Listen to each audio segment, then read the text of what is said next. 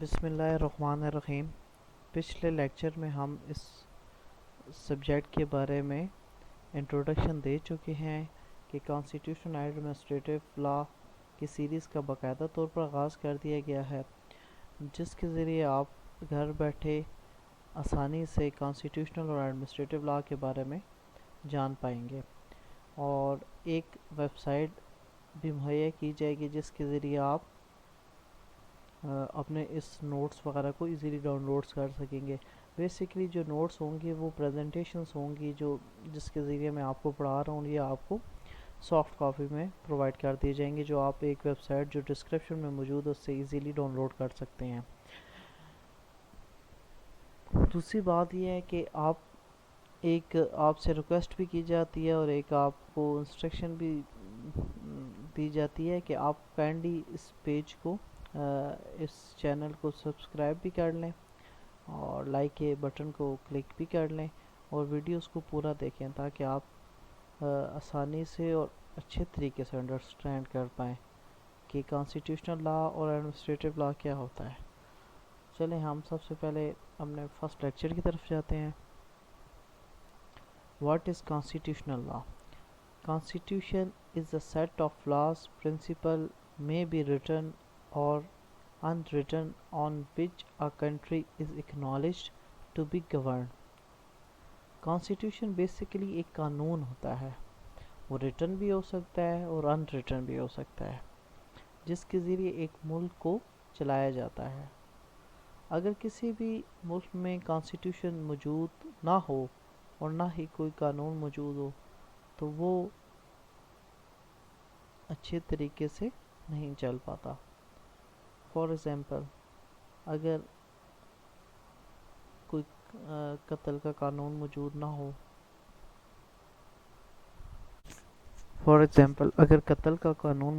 ہو تو کوئی بھی شخص کسی دوسرے شخص کو قتل کر سکتا ہے، اس کے مال کو لوٹ سکتا ہے اور ریپ کر سکتا ہے اور دیگر کرائم میں انوالو ہو سکتا ہے، کسی کی زمینیں کھین سکتا ہے، کوئی قانون نہ ہو تو موجود۔ اسی طریقے سے کانسٹیٹیوشن جو ہوتا ہے وہ پورے ملک کو چلاتا ہے۔ فنڈامنٹل رائٹس کیا ہیں کسی بھی ملک کے شہری کے، وہ ڈیفائن ہوتے ہیں۔ اگر وہ ملک دوسرے ملکوں کے ساتھ کیسا اپنا ریلیشن رکھے گا، اس چیز کو ڈیفائن کیا جاتا ہے۔ Prime minister, president, chief minister, governors, ministers, provincial ministers, federal ministers, speaker, senate وغیرہ کے فنکشنز کو ڈیفائن کانسٹیٹیوشن میں کیا جاتا ہے۔ کانسٹیٹیوشن بیسیکلی ایک سپریم لا ہوتا ہے اور تمام جو قوانین ہوتے ہیں وہ اس کے ماتحت چلتے ہیں۔ اس کے ساتھ ساتھ ہم the system of fundamental laws and principles that prescribes the nature, functions and limit of a government or another institutions، جیسے کہ ہم ڈسکس کر چکے ہیں کہ یہ کسی بھی جو عہدے ہوتے ہیں، پاورز ہوتی ہیں، جیسے فار ایگزامپل پریزیڈنٹ ہوتا ہے، اس کی یہ بتائے گا، ڈیفائن کرے گا کہ پریزیڈنٹ کتنے عرصے تک کے لیے ملک کا پریزیڈنٹ رہ سکتا ہے اور اس کے پاس کیا کیا پاورز ہیں، کہ وہ کیا کیا کر سکتا ہے اور اس کو کیا کیا پرک اینڈ پریویلیجز حاصل ہیں کانسٹیٹیوشن میں، اور اس کو ملک کون سی لمٹس اس کے لیے ڈیفائن کی گئی ہیں، یہ سب چیزیں کانسٹیٹیوشن ڈیفائن کرتا ہے۔ Constitution is the fundamental law of the land and it is from this source that all the laws spring۔ جیسے کہ میں آپ کو بتا چکا ہوں کہ یہ ایک بیسیکلی ایک مین قانون ہے کسی بھی ملک کا، اور تمام جو قوانین ہیں، جو لینڈ کے قوانین جو اس ملک میں پائے جاتے ہیں قوانین، وہ اس کے سب آرڈینیٹ ہیں، اور تمام جو قوانین ہیں وہ اس کے زیر اثر چلتے ہیں۔ اگر کوئی بھی قانون اس کے مخالف ہوگا یا اس کے برخلاف ہوگا تو وہ رد کر دیا جائے گا۔ Body of rules which regulates the system of government with in a state, اس میں ریگولیشن اتھارٹیز جو ریگولیٹ کرتی ہیں کسی بھی ملک کے قوانین کو، کسی بھی ملک کے انسٹیٹیوشنز کو، کسی بھی ملک کے ڈپارٹمنٹس کو، اس کی پاورز، فنکشنز وغیرہ بھی اسی قانون کے اندر، اسی کانسٹیٹیوشن کے اندر، اسی آئین کے اندر درج کیے گئے ہیں۔ اب ہم کانسٹیٹیوشن کی کریکٹرسٹکس بھی یہی ہیں، اور کریکٹرسٹکس بھی آپ اسے کہہ سکتے ہیں، اور اس کی ٹائپس بھی کانسٹیٹیوشن کی ہیں۔ ریٹن اور codified constitution, basically written form میں کانسٹیٹیوشن تقریباً دنیا میں موجود ہے۔ ریٹن بیسیکلی یہ ہوتا ہے کہ جو ایک کتاب پر، ایک ڈاکومنٹ پر، ایک کتابچے پر مشتمل ہوتا ہے۔ جیسے پاکستان کا قانون ایک بک کی نما ہوتا ہے، آپ اگر دیکھیں تو 280 آرٹیکلس ہیں اور وہ ایک کتاب میں سموئے گئے ہیں۔ آپ اس کی اگزامپل دے سکتے ہیں پاکستانی کانسٹیٹیوشن کی، امریکن کانسٹیٹیوشن کی، ETC۔ ان ریٹن اور ان کوڈیفائڈ کانسٹیٹیوشن، یہ ایک ایسا کانسٹیٹیوشن ہوتا ہے کہ جو باقاعدہ طور پر ایک ڈاکومنٹ کی فارم کے اندر موجود نہیں ہوتا، اور نہ ہی ایک کتابچے کی فارم کے اندر موجود ہوتا ہے، ایک بک کے اوپر مشتمل ہوتا ہے۔ یہ صدیوں سے چلی آتی جو ریت ہوتی ہے اس کے اوپر یہ مشتمل ہوتا ہے۔ جیسے اس میں سب سے آپ کہہ سکتے ہیں، اس کی اگزامپل ہے جو UK کا ہمارا کانسٹیٹیوشن ہوتا ہے، یونائٹڈ کنگڈم کا، انگلینڈ کا۔ کنونشنل کومولیٹو کانسٹیٹیوشن، کنونشنل کانسٹیٹیوشن وہ کانسٹیٹیوشن ہوتا ہے جس میں کنونشن سے جو قوانین نکلے ہیں، جو پیچھے سے چلے آ رہے ہیں، ان کو باقاعدہ طور پر مشتمل کر کے ایک کانسٹیٹیوشن بنایا جاتا ہے، انہیں کہتے ہیں کنونشنل۔ جو ایک کنونشنس ہوتی ہیں اور اس طریقے سے چل رہے ہوتے ہیں۔ جیسے UK میں کوئن جو ہے وہ ہر چیز سے مبرا ہے، تو یہ ان کی کنونشنس ہے، نہ اس کے اوپر کرمنل پروسیڈنگز ہو سکتی ہیں، نہ کچھ ہو سکتا ہے، اور وہ مبرا ہے اس چیز سے، تو یہ چیزیں کنونشنلس میں آتی ہیں۔ کومولیٹو میں جو ہسٹری، کسی ملک کی جو ہسٹری ہوتی ہے، جو کسی بھی ملک کی ہسٹریز ہوتی ہے، اس کا مجموعہ جو ہوتا ہے وہ کومولیٹو ہوتے ہیں، اور اس میں جو جو ہسٹری میں چلتی چیزیں آ رہی ہیں ان کو ایک اکٹھا کر دیا جائے تو وہ کومولیٹو کانسٹیٹیوشن بنتا ہے۔ اس کے بعد ہم ڈسکس کرتے ہیں کہ کانسٹیٹیوشن کی یہ جو بیسیکلی ہے، ایک کریکٹرسٹکس بھی ہے، ریجڈ بھی ہو سکتا ہے اور فلیکسیبل بھی۔ ریجڈ اور ان الاسٹک، یہ ایک مضبوط کانسٹیٹیوشن ہوتا ہے۔ اس کانسٹیٹیوشن کو چینج کرنے کے لیے، امینڈمنٹ کرنے کے لیے کافی تک وہ دو کرنی پڑتی ہے، یہ اتنا آسانی سے امینڈ نہیں کیا جا سکتا، اور نہ ہی اس میں ایزیلی ترمیم کی جا سکتی ہے۔ جیسے اگر پاکستان کے کانسٹیٹیوشن کو آپ نے امینڈ کرنا ہے تو اس کے لیے 2/3 میجورٹی ضرورت ہے۔ اگر 2/3 میجورٹی موجود نہ ہے تو آپ کانسٹیٹیوشن کو امینڈ نہیں کر سکتے، اور یہ بڑا ڈیفیکلٹ پروسیس ہوتا ہے ریجڈ میں۔ فار ایگزامپل اگر 100 میں سے 66 ووٹس لینا، اگر 2/3 کریں تو 66 تقریباً ووٹ بنتے ہیں۔ اگر 65 ہو تو تب بھی یہ قانون جو ہے، ہمارا جو آئین ہے، اس میں امینڈمنٹ آپ نہیں کر سکتے۔ اسی لیے دیکھتے ہیں کہ 2/3 میجورٹی گورنمنٹ اکثر نہیں لیتی، تو اس وجہ سے وہ اپنی من مرضی کے جو کانسٹیٹیوشن ہے وہ امینڈ نہیں کر سکتی۔ جیسے ہمارے کانسٹیٹیوشن بیسکلی جو 1973 کا آئین ہے وہ ریجڈ ہے، ہمارے آئین کی ایک کریکٹرسٹکس بھی ہے کہ وہ ریجڈ ہے۔ اس کے بعد ایک آتا ہے فلیکسیبل اور الاسٹک، یہ ایزیلی امینڈ ہو سکتا ہے، اس کی کنڈیشن اتنی سخت نہیں ہوتی امینڈ کرنے کے لیے، اور یہ گورنمنٹ خود بھی امینڈ کر سکتی ہے اور ایزیلی امینڈمنٹ اس کے اندر ہو سکتی ہے. اب ہم پڑھتے ہیں کہ کانسٹیٹیوشن کی نیڈ کیا ہے، کیوں یہ کانسٹیٹیوشن ضرورت پڑ سکتا ہے. حالانکہ اس کی تو کوئی امپورٹنس نہیں ہے کانسٹیٹیوشن کی اتنی زیادہ، لیکن یہ کیوں امپورٹنٹ ہے کانسٹیٹیوشن. اس میں سب سے پہلے ہم ڈسکس کرتے ہیں کہ it lays out the types of political, social, economic system that are to be adopted and promoted by the state.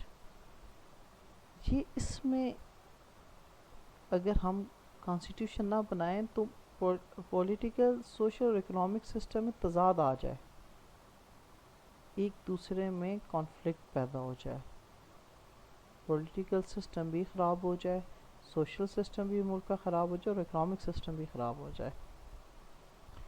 اس میں دوسری جو پوائنٹ ہے اس میں یہ ہے کہ it provides a set of rules that form the basis of governance and administration of the country and are agreed upon by all communities that live in the country. It also guards against the misuse of powers. یہ constitution ایک community کو جوڑے رکھتا ہے. اس کا مقصد ہوتا ہے کہ ایک کمیونٹی کو اکٹھا رکھے اور اس کو گورن کرے، اور اس میں جو لوگ پاورز مس یوز کر رہے ہیں پاور کو، اس کو روکے. اور پاور سپریشن آف پاورز ہونی چاہیے تاکہ جو ہمارا کانسٹیٹیوشن ہے وہ ایک باقاعدہ طور پر ہر کسی کی پاور ڈیفائن ہو، اور اسی پاور سے نہ کوئی زیادہ آگے قدم رکھے اور نہ پیچھے قدم رکھے، ہمیں پاور کے حساب سے کام کرے.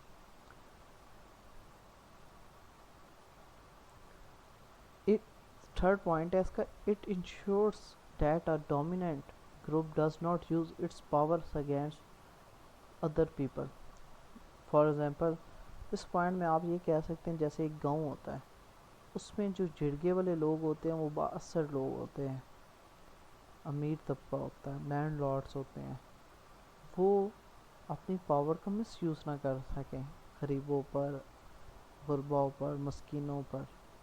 اس کا یہ بھی ایک مقصد ہوتا ہے. چوتھا پوائنٹ اس کا یہ ہے کہ یہ فنڈامنٹل رائٹس کو ڈسکس کرتا ہے. جیسے ہمارے کانسٹیٹیوشن میں ہے کہ ہمارے کیا فنڈامنٹل رائٹس ہیں، جیسے چیپٹر نمبر 2 کانسٹیٹیوشن میں ڈیفائن ہے کہ ہر کسی کو 24 گھنٹے کے اندر عدالت میں پیش کیا جائے گا، اس کو 24 گھنٹے سے زیادہ پولیس اپنے حراست میں نہیں لے سکتی. اس کے علاوہ وہ جدھر مرضی موو کر سکتا ہے اور اس سے جو ہے اس کو کوئی قتل نہیں کر سکتا. اس کے علاوہ وہ ایسوسیشن کے اس کو رائٹس حاصل ہیں، ایجوکیشن کے رائٹس حاصل ہیں، منورٹیز کے رائٹس ہیں، ان کو ڈیفائن کیا گیا کانسٹیٹیوشن میں. بیسکلی فنڈامنٹل رائٹس جن کی جو بیسک نیڈس ہیں اور بیسک رائٹس ہیں وہ کانسٹیٹیوشن ڈیفائن کرتی ہے. پانچواں پوائنٹ اس کا یہ ہے کہ اس میں جو ڈیسیژنس ہوتے ہیں وہ ان دی انٹرسٹ آف کنٹری ہوتے ہیں. جو بھی قانون اس میں موجود ہوتا ہے وہ ان دی انٹرسٹ آف کنٹری ہوتا ہے.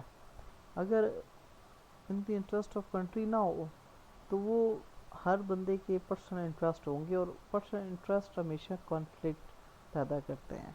جب آپ کا ایک انٹرسٹ ہوگا، ایک گول ہوگا، ایک موٹو ہوگا آپ کا، تو آپ کا کانسٹیٹیوشن جو پرووائڈ کر رہا ہے ہمیں، تو بیسکلی اس کا ایک فنکشن ہے ایک گول پرووائڈ کرنا، ایک انٹرسٹ بتانا کہ ہمارے ملک کا کیا انٹرسٹ ہے، ہمارے لیے ہمارا ملک اہم ہے. پرسنل کانفلکٹ کو چھوڑ کے ایک جو ہے ہمارا انٹرسٹ جو ہو وہ ہماری کنٹری کی طرف ہو. اب ہم اس میں بتائیں گے کہ ہسٹری کیا ہے، ہمارے اس کانسٹیٹیوشن کی ہسٹری کیا ہے. ہم بیسک چیزیں ڈیفائن کرتے ہیں. بیسکلی تو ہسٹری آپ اگر دیکھیں تو اس کی بہت زیادہ بڑی ہسٹری ہے کانسٹیٹیوشن کی، لیکن جو اس کے مین پوائنٹس ہیں وہ ہم ڈسکس کر دیتے ہیں.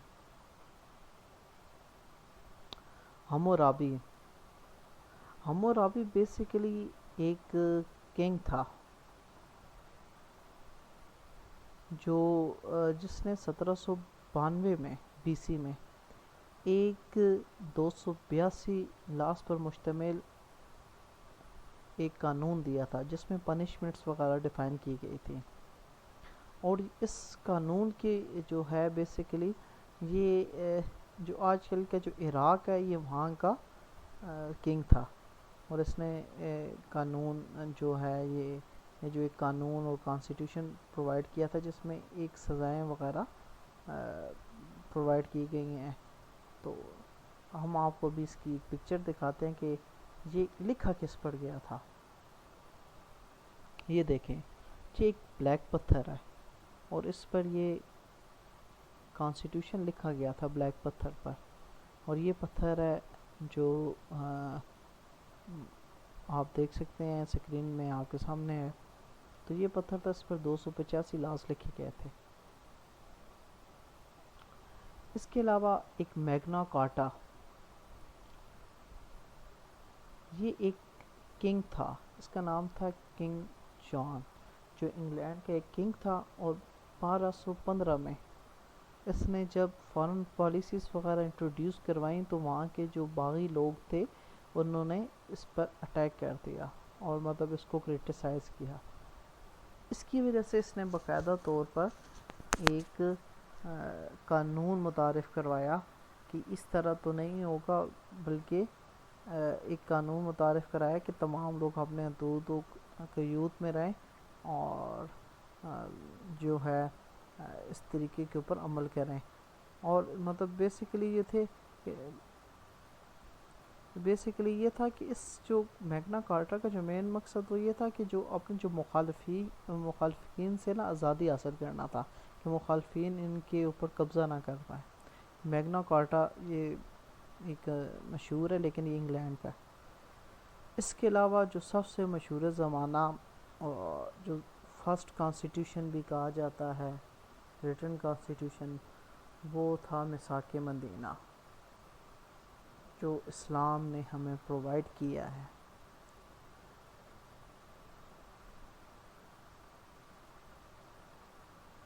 Charter of Madina, charter of Madina کو اردو میں میثاق مدینہ بھی کہا جاتا ہے. جب رسول اکرم صلی اللہ علیہ وآلہ وسلم نے مکہ سے مدینہ ہجرت کی تو مدینہ کا پرانا نام یثرب تھا، اور یثرب کو حضرت محمد صلی اللہ علیہ وآلہ وسلم نے مدینہ میں کنورٹ کیا. اور یہ جو ہجرت تھی وہ 622 ہجری میں ہوئی، جب رسول اکرم صلی اللہ تعالیٰ علیہ وآلہ وسلم پر مظالم ڈھائے گئے مکہ میں، جب انہوں نے توحید کا نعرہ لگایا اور توحید کے بارے میں لوگوں کو آگاہی حاصل کی. لیکن انہوں نے اس کو سمجھنے کے بجائے رسول پاک صلی اللہ تعالیٰ علیہ وسلم کو مارنے کا، نعوذ باللہ شہید کرنے کا پروگرام بنا لیا. لیکن اللہ پاک نے ان کو نیست و نابود کیا اور اسلام کا جھنڈا آخر میں پوری دنیا میں لہرایا. بیسیکلی اس میں جو میثاق مدینہ میں ایک ریٹن قانون بیسیکلی رسول اکرم صلی اللہ علیہ وسلم نے پرووائڈ کیا، جس میں وہاں کے جو مختلف ٹرائبس تھے، جو عرب کے مختلف جو گروہ تھے جن میں عیسائی اور یہودی بھی مشتمل تھے، جس میں آس، خزراج، بنو نذیر، بنو قریش، بنو کنیکا وغیرہ شامل ہیں. ان کے ساتھ ایک رسول اکرم صلی اللہ تعالیٰ علیہ وآلہ وسلم نے ایک باقاعدہ طور پر ایک ریٹن فارم کے اندر ایک معاہدہ طے کیا جس کو میثاق مدینہ بھی کہا جاتا ہے، اور ہسٹری میں پہلا ریٹن کانسٹیٹیوشن بھی اسے کہا جاتا ہے. اس میں سب سے جو مین پوائنٹ اس میں یہ ہے کہ سب سے پہلے جو لوکل لوگ ہیں اس کے رائٹس کو نا مقرر کیا گیا ہے کہ جب لوگ جو وہاں مدینہ میں جو لوگ رہنے والے ہیں اس میں عیسائی، یہودی اور مسلمان اکٹھے رہیں گے، اور جب بھی کوئی دوسری طاقت، بیرونی طاقت حملہ کرے گی مدینہ میں تو مسلمان، عیسائی اور یہودی آپس میں مل کے اس کا مقابلہ کریں گے اور نہ کہ اس کو ساتھ دیں گے. اور اسٹریٹجی ڈسکس کریں گے اور آپس میں اسٹریٹجی بنائیں گے اور مل کے اکٹھے کام اس میں کریں گے اور ایک دوسرے کے ساتھ ہارمونی کے ساتھ رہیں گے، نہ کہ روز لڑائیاں کریں یہ کریں، تاکہ ایک اچھی معاشرہ قائم ہو سکے۔ اس کے بعد ہم حجۃ الوداع کو ڈسکس کریں گے، جو 9 ذی الحج 10 ہجری کو دیا گیا تھا، جب رسول اکرم صلی اللہ تعالی علیہ وسلم کا یہ آخری خطبہ بھی انہیں کہا جاتا ہے، جو اتنے وسیع تر صحابہ کرام کو دیا گیا تھا۔ اس میں تقریباً 1.25 لاکھ صحابہ کرام شامل تھے اس حجۃ الوداع میں۔ اس میں فنڈامنٹل رائٹس، سود کی ممانعت، خواتین کے رائٹس، قرآن کو بطور کتاب پکڑنا جو آپ کے لیے سورس آف نالج تصور کیا گیا تھا، یہ سب چیزیں انہوں نے ڈیفائن کی تھی رسول اکرم صلی اللہ علیہ وسلم نے۔ یہ ایک خطبہ تھا جو میدان عرفات میں رسول اکرم صلی اللہ علیہ وسلم نے جب آخری حج پرفارم کر رہے تھے رسول اکرم صلی اللہ علیہ وسلم، تب انہوں نے یہ دیا تھا۔ یہ قصفہ نامی ایک اونٹنی تھی، اس کے اوپر بیٹھ کے رسول اکرم صلی اللہ علیہ وسلم نے دیا، جس میں جو مین پوائنٹس اس کے یہ ہیں کہ رسول اکرم صلی اللہ علیہ وسلم نے کہا تھا کہ آج سے تمام جو روایات ہیں وہ میرے، جو عرب کی روایات ہیں وہ میرے پاؤں تھلے رون دی گئی ہیں، اور تمام سودوں کو ختم کر دیا گیا ہے، اور سب سے پہلے میں اپنے چچا عبداللہ کا سود معاف کرتا ہوں۔ اس کے بعد انہوں نے شراب کی حرمت پر بتایا کہ شراب حرام ہے۔ اس کے علاوہ انہوں نے بتایا کہ آج سے نہ کسی عربی کو کسی اجمی پر اور نہ کسی اجمی کو کسی عربی پر فوقیت حاصل ہوگی سوائے تقویٰ کے۔ اس کے علاوہ انہوں نے بتایا کہ خواتین کے کیا حقوق ہیں، خواتین پر رحم کیا جائے، اور آخر میں اس خطبے میں انہوں نے اللہ تعالیٰ کو گواہ بنا کے کہا اور 3 دفعہ کہا، اے اللہ گواہ رہنا، گواہ رہنا اور گواہ رہنا، اور نیچے جو صحابہ کرام تھے ان سے پوچھا کہ کیا آپ کو میرا پیغام پہنچا دیا گیا ہے؟ تو سب نے ایک ہی آواز میں کہا کہ جی ہاں، آپ نے یہ جو پیغام تھا آپ نے یہ ہمیں پہنچا دیا۔ اور پھر انہوں نے رسول اکرم صلی اللہ تعالیٰ علیہ وسلم نے اللہ کو حاضر ناظر جان کے کہا اور 3 دفعہ کہا کہ اللہ گواہ رہنا، گواہ رہنا، گواہ رہنا کہ میں نے آپ کا پیغام پوری امت مسلمہ تک پہنچا دیا ہے۔ اور اس کے بعد وہ سورۃ مائدہ کی آیت نازل ہوئی، الیوم اکملت لکم دینکم، کہ آج کے دن تمہارے لیے تمہارے دین کو مقرر کر دیا ہے۔ تو آج کا یہ ایک لیکچر تھا، جو ہمارا پہلا لیکچر تھا۔ نیکسٹ لیکچر جلد ہی اپلوڈ کر دیا جائے گا، اور اس لیکچر کی جو نوٹس ہیں وہ ویب سائٹ پر جو ڈسکرپشنس ہیں آپ ادھر سے ڈاؤن لوڈ کر سکتے ہیں۔ اور دعا میں یاد رکھیے گا، اور چینل کو سبسکرائب کریں اور لائک کے آئیکن کو کلک کریں، تاکہ آپ آنے والی ویڈیوز کو آپ آسانی سے دیکھ سکیں۔